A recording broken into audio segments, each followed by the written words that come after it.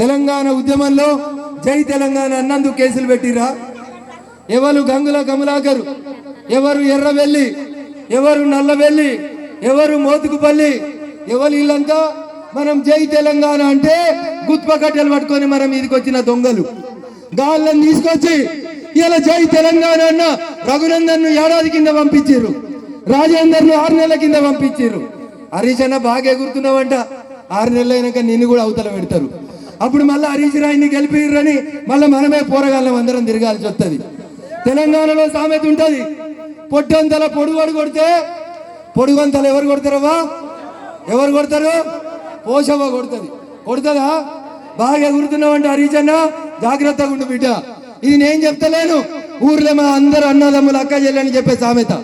పొట్టంతల పొడుగోడు కొడితే పొడుగోని పోషమ్మ కొడుతుంది. అందుకని హరీష్ అన్న నిన్నటి దాకా నేను ప్రగతి భవన్లోకి రానియలే. గిట్లా వెనుక బొమ్మ పెడితే బొమ్మలని బొమ్మ లేదు, మంత్రి పదవి లేదు, ఏదో చేసి ఆగమాగం చేసి మొన్న ఏదో మంత్రి పదవి ఇస్తే ఎగిరెగిరి పడుతున్నాడు. మా దుబ్బాకలో ఎగిరి పడ్డాడు. మా అక్క చెల్లెలు కొట్టిర్రు బట్టకు, బట్టలు సాకలో బండ కొట్టినాడు, కొట్టిర్రు దుబ్బాకల.